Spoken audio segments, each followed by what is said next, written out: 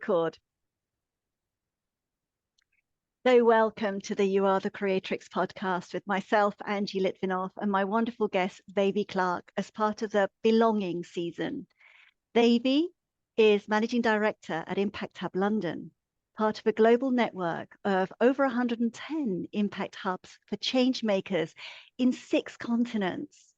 Impact Hub provides inspiring collaborative spaces, provocative events, and a nurturing community and effective business support for ethically motivated entrepreneurs.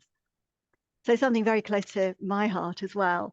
Devi is motivated to develop a radically inclusive community at Impact Hub London and works to ensure that ethics is at the heart of our society and economy.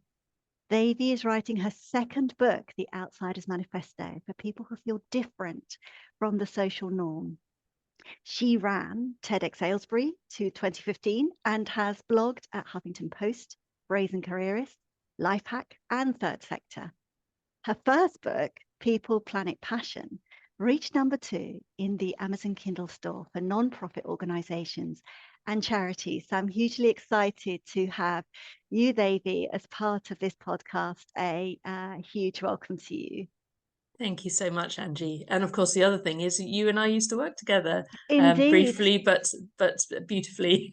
Absolutely, yes. And we have connections beyond that, which only transpired after we met. So it's Yes. It was just amazing, as well as as a heartfelt connection with you, Devi. So tell us about you. Tell us about your life and journey, whatever you feel is good to share with us right now. Yes, well, it's in transition again, and I think for me, I am somebody who I think one of the reasons I work with social entrepreneurs is because entrepreneurs make change and try and make change for the better. And I come from a family of people who constantly try and make the world a better place. But I also come from a family of people who are in some way displaced from their home. So my mother was a refugee. She grew up initially in Sri Lanka. And then her dad was a journalist, and they ended up leaving when my mum was 13 and coming initially to Kuala Lumpur and then later to London. My dad, when he was 7, this is quite a contrast, but I think it has a similar effect. My dad, when he was 7, was sent to prep school, where he was very unhappy. And yeah, so I think this theme of where is home and homelessness and has kind of come through the family. And I grew up in Buckinghamshire, which some of your viewers will know is mostly kind of right wing and Christian and so on. And here I am, brown, lefty, agnostic, possibly slightly Buddhistish person. And so when you grow up, you don't think of yourself as anything. You don't put labels on yourself. You're just you. But every now and then there would be the shock of realizing that other people had labeled me and did see me as different, and that I was a bit weird. So that's been a fundamental part of who I am and how I've grown up, my background, and I've sometimes felt the pain of that, but I've also learned to also find the richness in it as well. And that's been a constant. It's like a dance, feeling. The theme is belonging here, feeling a sense of belonging and non-belonging, and belonging and non-belonging, and how that plays out through my life, and how I want to help others with that as well has been a really important driver for me, motivation for me in my career. And you really describe, in essence, the experience of being a minority where you grew up, and those, the way that you describe it is so much the part of many people's stories. They will resonate with that, because at the same time, it's that sense of discovery of, right, well, if I'm not this or I'm not that, what am I? You know, you are not your mother and you're not your father, and you have this your own identity, you know, emerging from your experience, and how that is a forever evolving experience, you know, and also about to what extent that is about a connection to whatever feels right for you, you know, how you gravitate towards Absolutely. things. Absolutely. And so part of that dance, I think, is about learning who I am as just as me. And of course, that changes over time. You know, we are women going through that change of life, menopause, which I didn't anticipate would be such a big change, but it really is. And people talk about teenagers and adolescents and, you know, starting your period, but that people are only just starting to talk about this phase, and actually it has surprised me what a big change it's been for me. But I think also so a lot of stuff for me about, you know, who am I now, who was I before, and allowing myself to self-define that, and to really think about the relationship with the outside world and how they define it. There's an interesting thing that I had a realization a few years ago, which I found really helpful, that a lot of people say, you shouldn't worry about what other people think, because you should just be you. And in many ways, there's a lot of truth in that, because, of course, people who are really able to do that, there's something really amazing about them and something very present about them. And at the same time, of course, it's nonsense, right? How can we possibly not care about what other people think? We live in society. We know we're social beings. It affects, you know, who employs us. It affects what relationships we have. It affects everything. So it's also just not true. So I was grappling with this duality of, you know, you shouldn't care what other people think. You have to care what other people think. How do you do that? And I came to this phrase, this way of being with it, which I found really, really helpful, which was, I noticed I was often feeling quite reactive or defensive when I felt that somebody was not understanding me, or they were saying something that was critical, but was based on something I thought they didn't get about what was happening for me. And so I learned to ask myself two questions: to take a beat, take a moment, and then to say to myself, do I agree with this, first of all? So I get the choice to define myself and my belief. You know, do I agree with it? It changed the power dynamic. If I felt that they were kind of, you know, telling me what I should do or how I should be or how I should think, you know, was that what I actually believed? And secondly, was there something useful there for me? And if there was something useful, because feedback is useful often, and sometimes it isn't. If there's something useful there for me, if there's something I need to hear and I want to understand, I do have effect on other people. That doesn't mean they're not also responsible for their reaction, but, you know, I'm responsible for my part in it. So what is there that's useful here for me to make my relationships work better, to mean that I'm showing up as I want to show up? And just asking those two questions suddenly turned this interaction into choice interaction rather than a judgment. And that's the big thing, I think, about belonging and about that experience of being a minority. If it, you know, I'm very where everybody will know this thing about the question we all get asked: where are you from? No, where are you really from? Right? That question. Yes.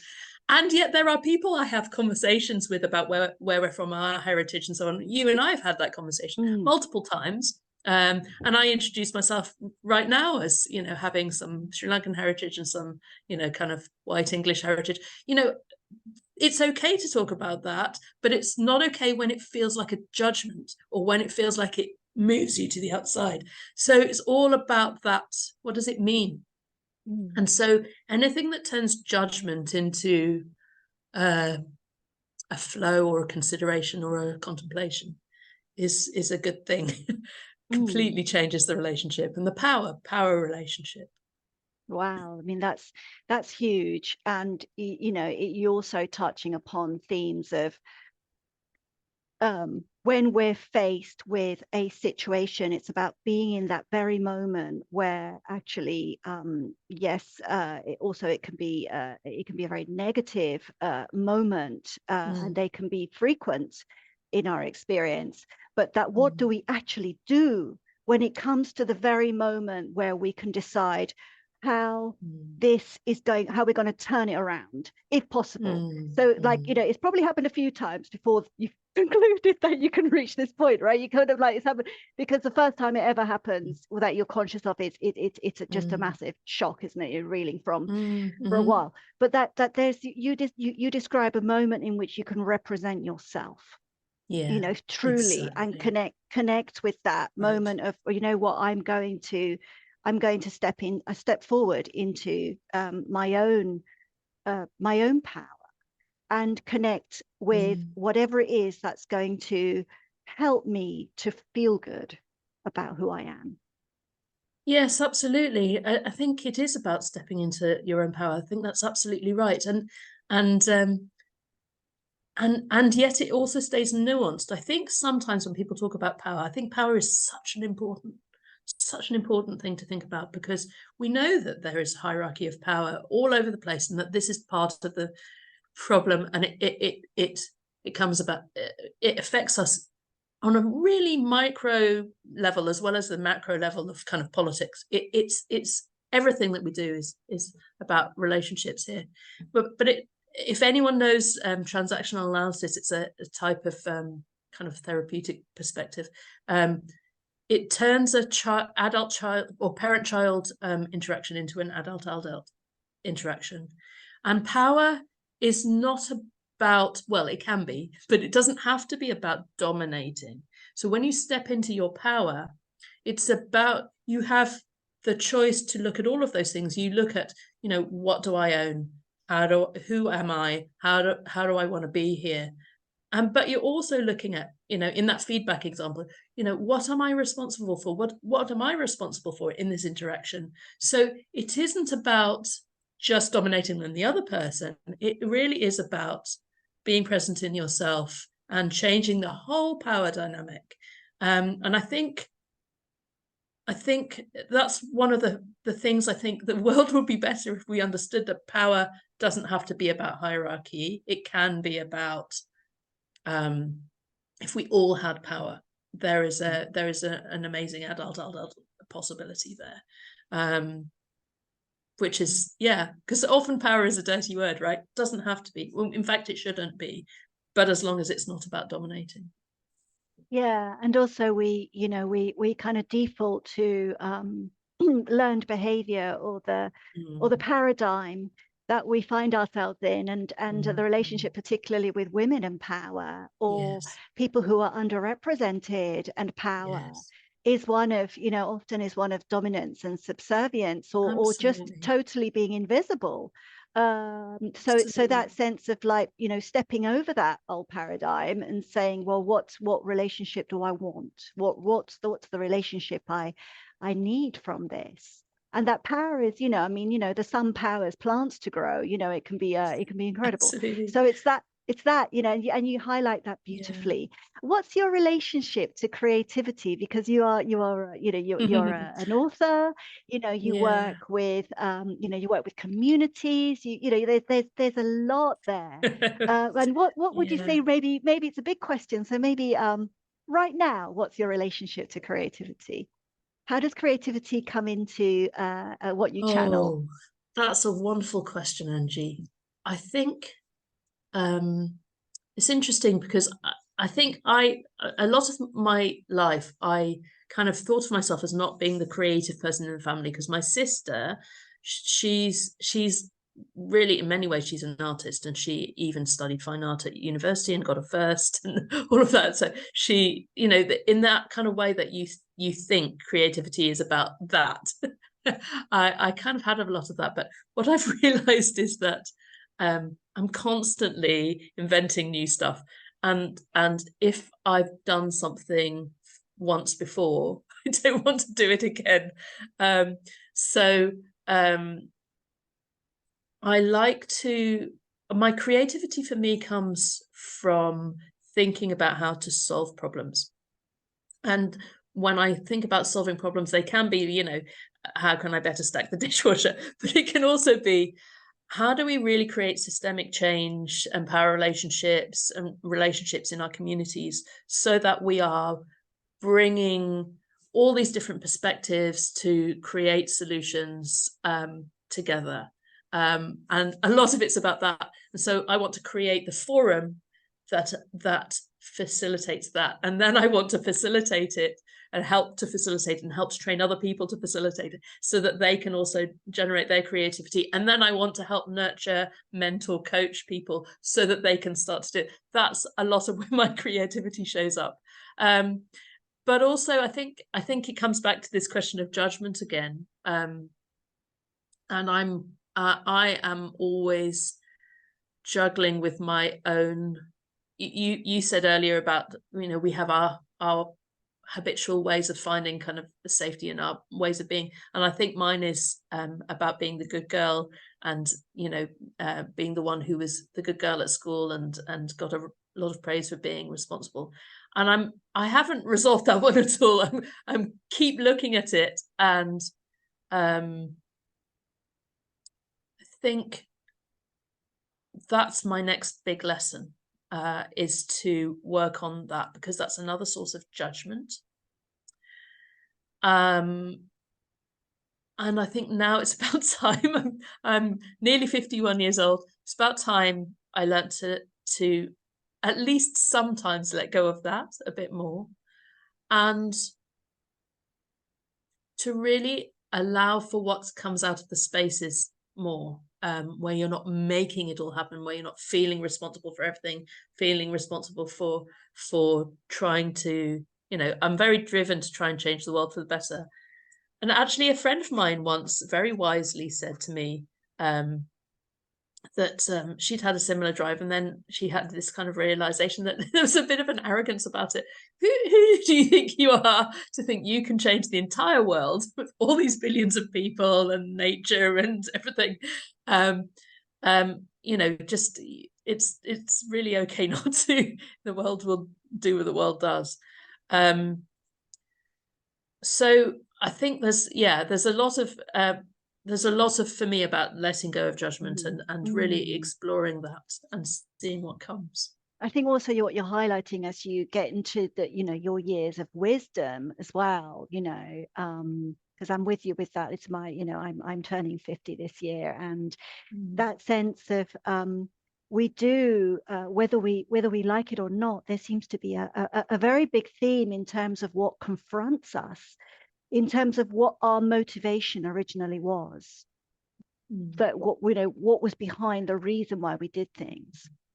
And that as we cross-examine that and see whether it's relevant to who we're becoming, we can be quite harsh on ourselves as well. But also what you're describing about letting go, I mean, this is the moment, right? This is the ideal opportunity to really separate out what is not working. And that we grow into this new identity of, you know, well, how do we relate to this, you know, level of responsibility, or, you know, what can it mean, or how can it change? You know, and I think, you know, intense. a lot of us are mothers.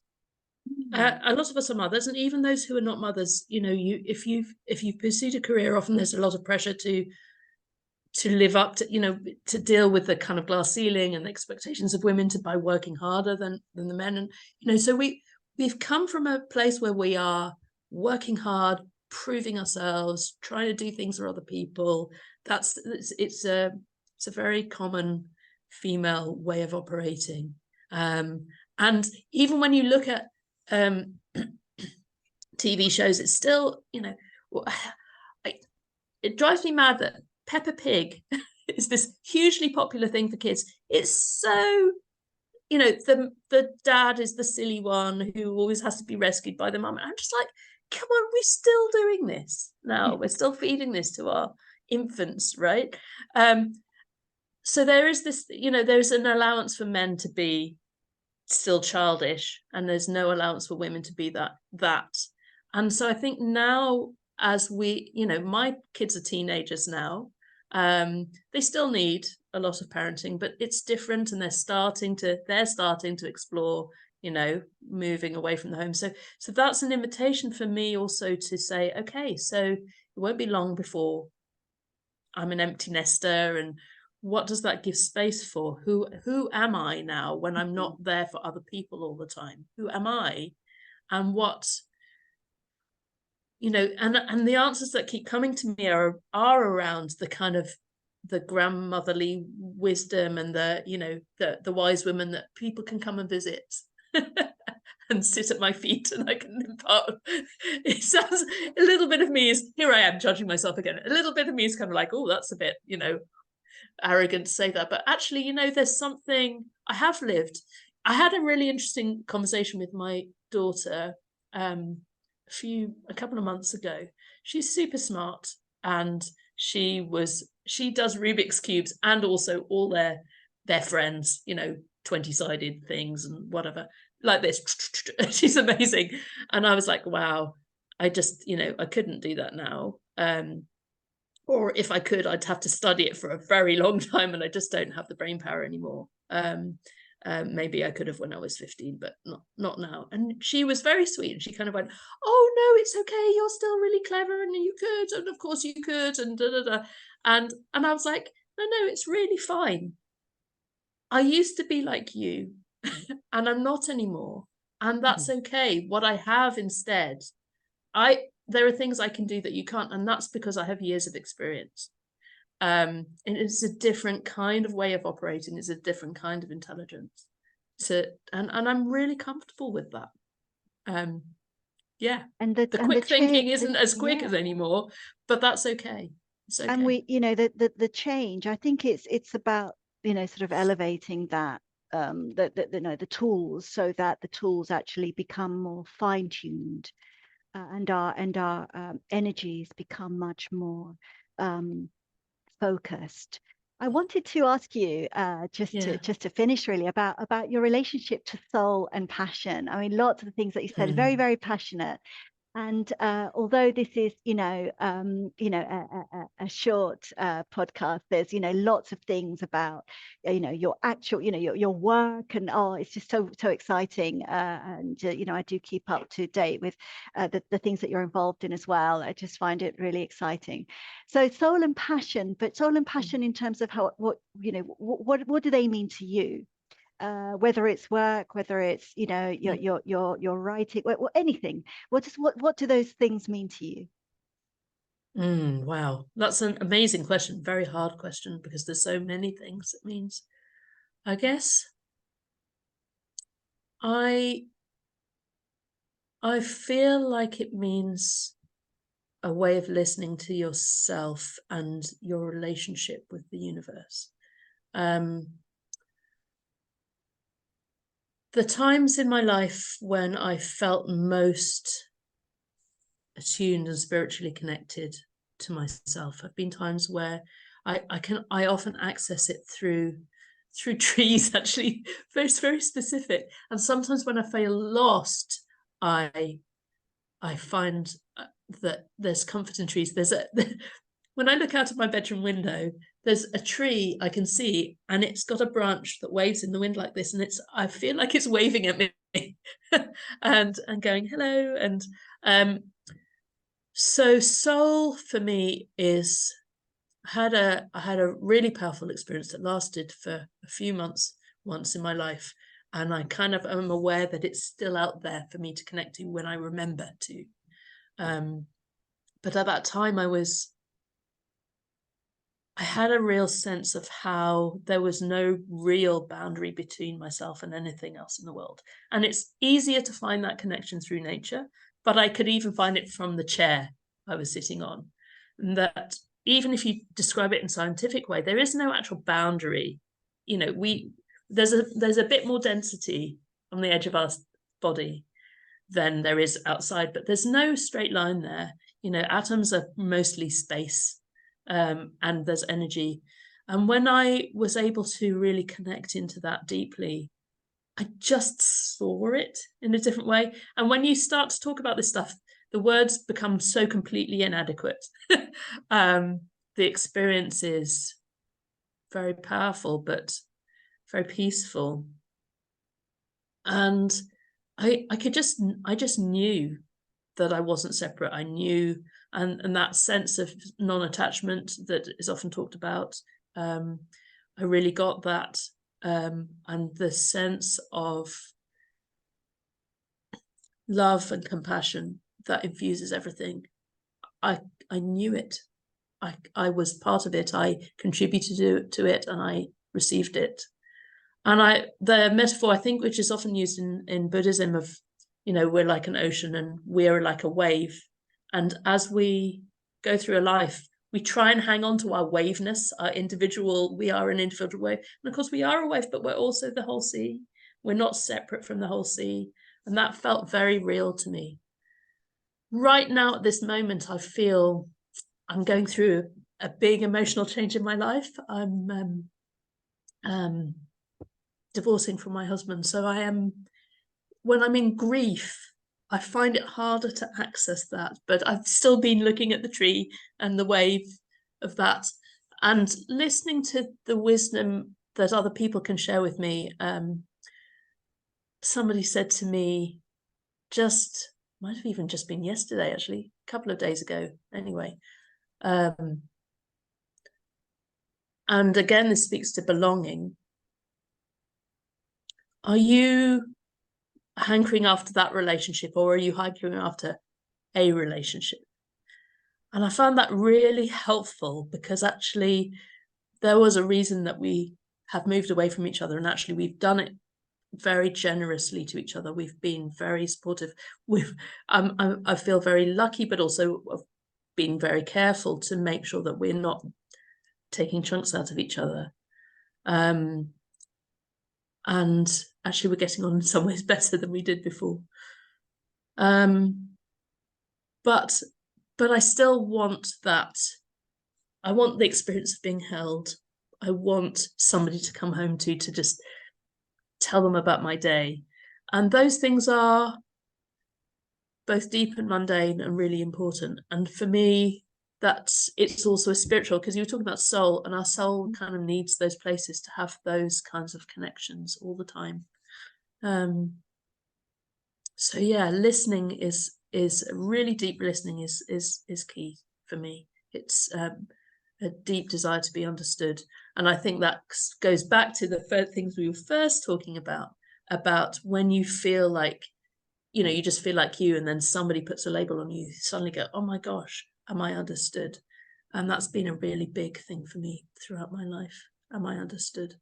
So yeah, I'm passionate about giving the chance to everybody to experience these kind of deeper things, but I'm also trying to learn to let go of my expectation that that's my job to do it. Yeah. I think also, as I was saying, I do know you a little bit, and I think that part of knowing you is you're one of the women in my life who kind of lead by example, so that actually it's about how we live, and that speaks about who we are, speaks about, you know, what we value.